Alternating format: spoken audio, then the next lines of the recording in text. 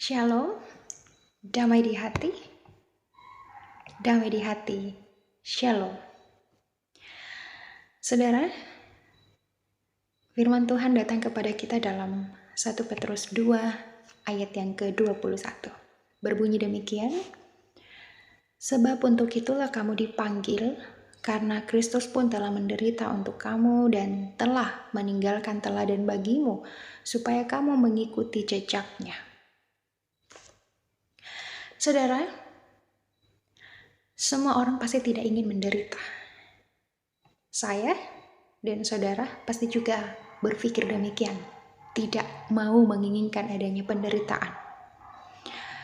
Kita menginginkan hidup kita penuh dengan kebahagiaan, hidup kita penuh dengan hanya yang baik-baik saja. Sebenarnya sama juga ketika Tuhan menciptakan manusia.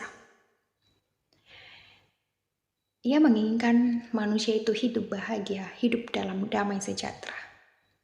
Namun karena kehendak bebas manusia yang jatuh ke dalam dosa, memilih untuk tidak taat kepada Allah, sehingga manusia jatuh ke dalam dosa. Hal inilah yang menyebabkan kita hidup di dalam penderitaan oleh karena dosa manusia. Bapak Ibu kalau bertanya, sampai kapan tidak ada penderitaan di dalam dunia ini?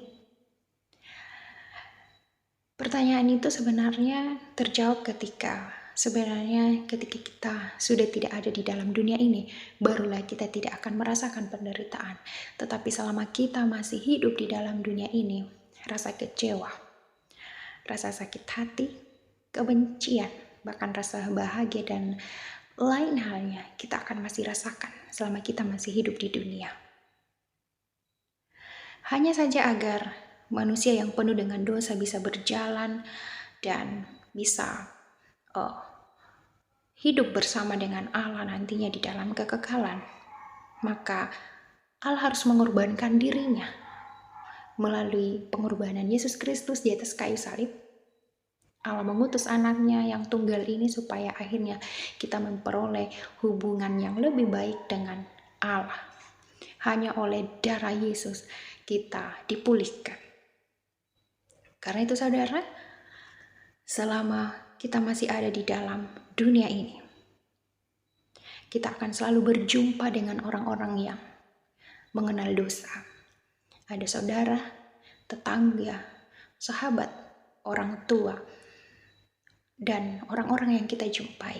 Kita akan berjumpa dengan mereka yang berpotensi melukai dan menimbulkan adanya penderitaan ada dan hadir dalam kehidupan kita. Karena itu, saudara, Allah selalu meminta kita untuk mengikuti teladan Yesus yang mau menderita bagi orang lain, tentunya saya dan saudara. Namun meski menderita dan membuat kita merasa tidak nyaman, kasih karunia Allah akan sangat cukup untuk menolong kita berjalan melalui setiap penderitaan yang kita alami.